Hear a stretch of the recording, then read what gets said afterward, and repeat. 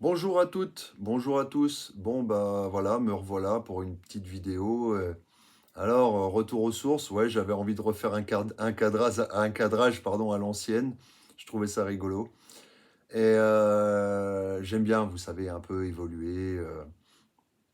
Enfin évoluer, du moins j'aime pas forcément les choses qui restent stables dans les compositions finalement de vidéos. J'aime bien tantôt changer les formats, faire un peu ce que je veux, quoi. Je trouve ça intéressant. J'avais envie de vous parler aujourd'hui de la franchise et de, de son impact finalement sur les gens. Voilà. Est-ce qu'on doit tout dire finalement aux autres? Est-ce qu'on doit tout leur dire? On est un peu dans un pays de liberté d'expression il s'avère que, bon, bah, on s'aperçoit que pour une certaine sécurité, on va dans l'extrême opposé, finalement, on va dans le sens où on n'a plus le droit de rien dire. Voilà. Hein, sur différents sujets, je compare par exemple à l'époque des années 80, où bah, dans les années 80, les gens étaient plus ouverts, enfin, plus ouvert sur certains sujets, alors que maintenant, on est plus ouvert sur d'autres sujets et plus fermé sur d'autres. Voilà. Hein, j'ai l'impression que hmm, l'époque se prête pas forcément. Non, j'ai même envie de vous dire que l'époque est plutôt rigide. On ne peut pas parler de tout, sinon, bah, malheureusement, c'est un scandale, c'est, euh, c'est une polémique finalement. Et puis, bah, après, ça retombe sur la tête de celui qui a profané l'idée, ou même sans, dans le fait qu'elle soit révolutionnaire. Hein, on peut dire que il y a des gens qui mettent en place des concepts comme ça qui se veulent être révolutionnaires, mais qui interpellent. Hein. Peut-être que les gens sont dans une certaine... Je parle au niveau verbal. Hein, attention, j'entends pas au niveau de tout ce qui concerne le matériel. Le matériel, c'est vrai que les gens ont tendance à être plus ancrés, mais dans l'ouverture d'esprit des gens, il y a quelque chose qui se ferme, selon moi, des idées qui ne circulent plus. Et c'est vrai que d'être franc, alors des fois il y a des gens qui disent qu'ils sont francs, mais en fait s'ils ont besoin de le dire, c'est qu'ils ne le sont pas forcément. Enfin, c'est une hypothèse hein, parmi tant d'autres. Hein. Vous allez peut-être voir une contradiction dans ce que je dis, mais je trouve quand même que on peut parler de choses. Alors, il y a les signes astrologiques qui rentrent en ligne de compte, forcément. Je sais qu'il y a des signes, surtout les signes de feu, qui font preuve de moins de tact que peut-être des signes plus émotionnels comme les signes d'eau, ou des signes plus rationnels comme les signes de terre, ou les signes d'air qui, eux, ne vont pas prendre au sérieux, par exemple, je pense, ils vont plus balancer, c'est tel que je le ressens, plus balancer une phrase et, euh, et s'en foutre des conséquences finalement. Voilà. Moi, je sais que j'attache une importance particulière aux conséquences de mes mots. Voilà. Alors forcément, après, bah, ça peut amener à une certaine culpabilité. Voilà. Une remise en cause. La culpabilité a du bon. Hein, c'est par rapport à la remise en cause, la culpabilité a du bon. Mais il ne faut pas que ça devienne lancinant et que ça devienne, ça nous bouffe pendant des jours, quoi. À la limite, une culpabilité qui dure, je sais pas, moi j'ai envie de vous dire quelques heures. Bon, après un conflit ou après une parole mal placée, ça peut aller. Mais en général, quand ça devient du psychotage et qu'on se fait tous les films possibles, inimaginables, non. En général, pour les signes de feu, j'ai envie de vous dire, ça explose d'un coup. Alors, des fois, il y a des mots qui passent mal. Et puis, finalement, ça retombe aussi sec. Et voire, bah, même, il y a les excuses qui arrivent derrière, quoi. Enfin, moi, personnellement, j'aime pas procéder ainsi. Mais vous savez, on se contrôle pas forcément quand on se met en colère.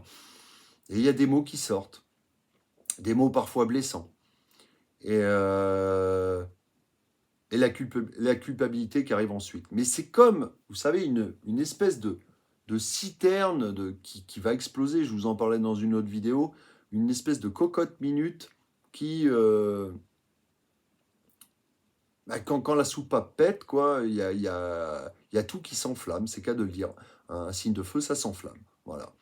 Mais on ne crée pas des incendies. C'est ça. Enfin, quoi qu'on ne crée pas des incendies à réflexion faite, si c'est une idée qui touche un groupe de personnes, oui, forcément, ça peut créer un incendie.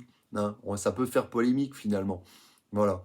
Mais si c'est une idée qui s'adresse à une personne, hein, on est en tête à tête avec cette personne, bon, le conflit va se résoudre plus facilement. Et vous savez, j'ai eu affaire, je peux vous en parler, malheureusement, sur de la maladresse, créer un petit peu des polémiques. Ça m'est arrivé, je vous le cache pas. Un petit peu. Hein, voilà, donc j'ai appris à faire attention, mais le problème, c'est que le fait d'être trop rationnel nous enlève aussi une certaine spontanéité. Voilà. Et c'est malheureux à dire, mais voilà.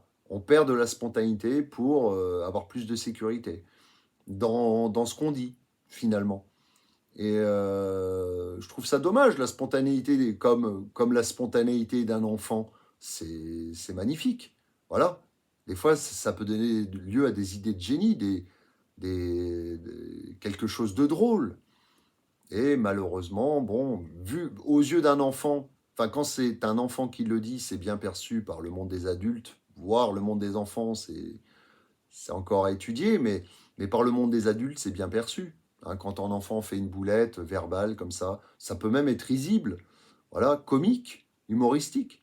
Mais par contre, c'est vrai que quand c'est dit de la bouche d'un adulte, là, il n'a pas le droit à l'erreur. L'adulte, à partir du moment où ça devient un adulte, on va parler de la majorité à 18 ans, hein, plus ou moins, mais on va dire que ce sont des choses qui passent moins bien. Voilà, qui passent moins bien. Donc, allez savoir pourquoi, parce que nos confrères adultes ne tolèrent pas finalement ces enfantillages. Et moi, je sais qui suis, entre guillemets, resté un enfant, un grand enfant, on va dire. Hein. Oui, déjà, pour jouer à la console, il y a déjà... Je vais pas parler de maturité, attention. Je vais parler d'esprit d'enfant. Garder un esprit jeune, voilà, c'est ça. S'adapter à toutes les générations. Et enfin, j'espère m'adapter à toutes les générations. Ça, a priori, ce que je constate, c'est que ça passe bien. Enfin, surtout dans le milieu des enfants, je passe bien. D'ailleurs, ça me rend enfant moi-même parce que, résultat, il m'arrive des conneries diverses et variées, plutôt physiques, parce que j'arrive pas à suivre. Hein, combien de fois je me suis tordi la cheville, comment dire, je me suis même fait engueuler par d'autres adultes parce que j'avais un comportement un peu trop enfantin à leurs égards, alors que, quelque part, c'est ce que tout le monde devrait retrouver. La spontanéité tout est pris au sérieux finalement maintenant. On fait peser sur les épaules des adultes beaucoup de pression. Et ce qui fait qu'on devient froid, distant, peut-être moins jovial. Alors, il y a l'alcool, forcément, ou les drogues. Alors là, quand on rentre là-dedans, j'ai envie de vous dire, eh ben, ça donne en fait, entre guillemets, une excuse. Et puis en plus, si l'autre ou le groupe qui est avec nous est aussi alcoolisé ou le temps d'une soirée, je vais parler d'alcool parce que ça passe mieux dans les mœurs. Je ne vais pas parler de cannabis parce que c'est encore un tout autre concept. Parce que ça nous met dans un état psychique différent de l'alcool. L'alcool, ça a tendance à libérer, à briser les tabous, finalement, ce qu'on devrait être naturellement, finalement, et qu'on contient. Ça a tendance à... On est sans filtre, quoi. Voilà. Et, du coup, c'est plus excusable, tout simplement. Et la franchise passe mieux. Voilà. La franchise passe mieux. Et c'est pour ça que d'ailleurs, dans les mœurs, comme ça, on entend souvent des gens, pour lier une amitié ou lier un contact avec quelqu'un, viens boire un coup. En gros, viens boire avec moi, on va être sans filtre. Voilà. On va enlever notre habit rigide et comment dire, notre habit rigide et de retenue, là, et hop, on va fonctionner à la spontanéité. C'est dommage d'en arriver là, à avoir besoin de substances pour... Mais c'est vrai que... Alors, il y a aussi quelque chose qui peut rendre plus spontané, pardon, c'est le sport, avec les endorphines. Voilà. Ou alors quand je sais que j'ai eu une super osmose avec les gens, un super tac au tac, on va dire. Vous voyez ce que je veux dire, du tac au tac, ça répond du tac au tac. Après, un travail sportif ensemble. Voilà. Ça peut être, je vous fais référence à la natation, par exemple. Voilà. Après le sport, tout se lâchait, on décompressait, on était relax, on était sous les endorphines, c'était sous les meilleurs auspices. Voilà. C'est pour ça que d'aller dans un club, c'est une bonne chose. Aller dans un club de sport, c'est une excellente chose. Quand c'est par exemple, regardez une équipe de foot, comme elle explose de joie à la fin, bon, mais tout dépend du si ça gagne ou ça perd, entre guillemets, mais quand ça perd, enfin quand ça gagne, pardon, il y a une euphorie, euh, voilà, c'est sans filtre. Alors que on voit les sportifs avant l'effort, ils vont peut-être être plus c'est une analyse hein, parmi tant d'autres, mais ils vont être plutôt dans la retenue. Voilà. Alors déjà parce qu'il y a la pression, forcément. Il y a la pression aussi du sport. Mais donc voilà, c'est dommage de perdre son âme d'enfant. C'est ça le mot en fait, de perdre son âme d'enfant. euh, avec les responsabilités finalement qui nous tombent dessus tous. Voilà. Et le monde qui évolue sans cesse et qui va pas forcément dans le bon sens. Euh, on vient avec l'âge, oui, on peut parler de sagesse aussi et de retenue. Est-ce que la retenue est une sagesse? Ça, j'en sais rien. Mais on va vers moins de spontanéité. Peut-être plus de sagesse, mais moins de spontanéité. Voilà. Après, c'est pas indissociable. Hein, on peut être sage et spontané. Voilà, je suis certaines personnalités justement qui arrivent à être assez spontanées. Et la spontanéité, je vais y arriver, fait aussi qu'il y a un côté humoristique dans l'histoire. Voilà, tout simplement. Ça donne peut-être plus de chaleur. Regardez, moi j'étais spontané ce matin, je ne m'attendais pas à sortir, c'est sorti de ma bouche avec un voisin avant finalement que j'y réfléchisse.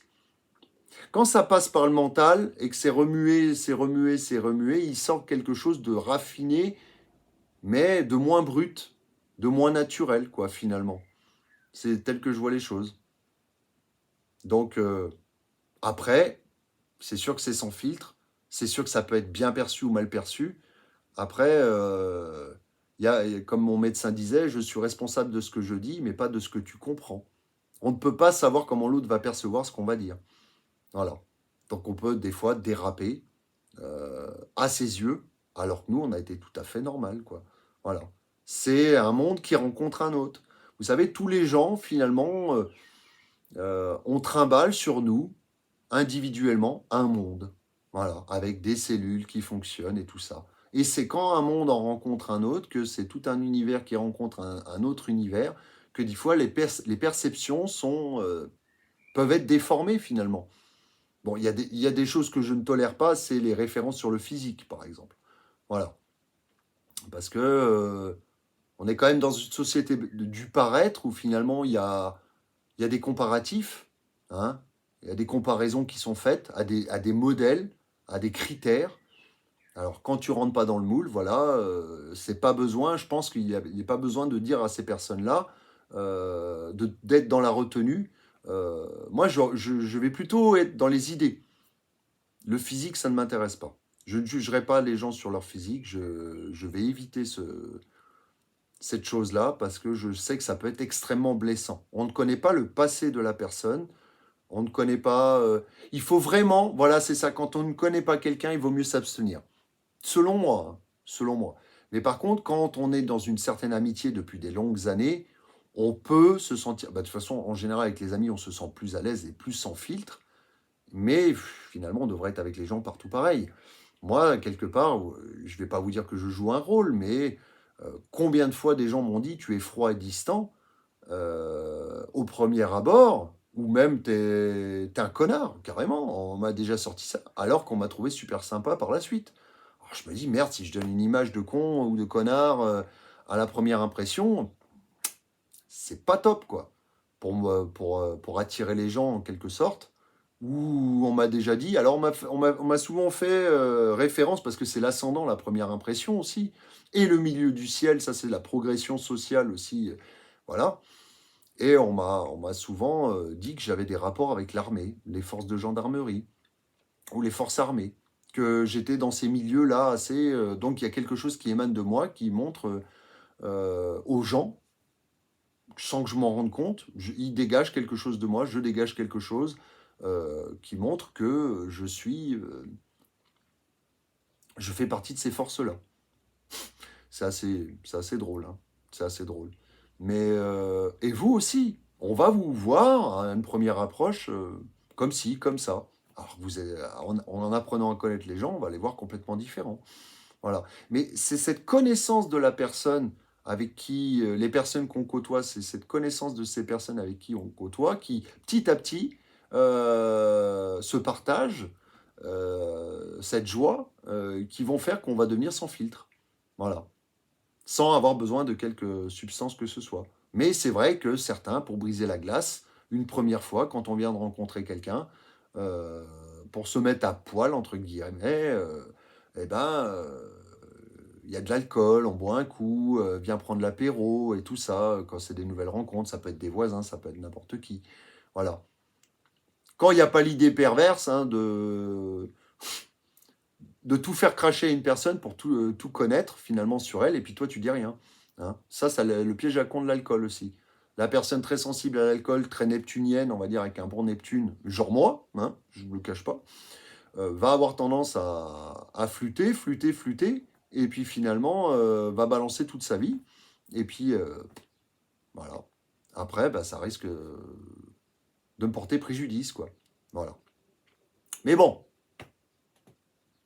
essayons de retrouver notre âme d'enfant. Et même si je sais que c'est pas facile dans ce monde d'adultes, et les enfants nous y aident. Voilà.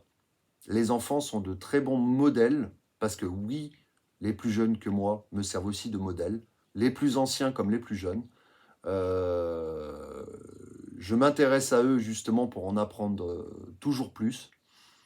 Et dans leur comportement, finalement, que j'observe, comme voilà, dans ce qu'ils ont à m'apprendre en général. Voilà.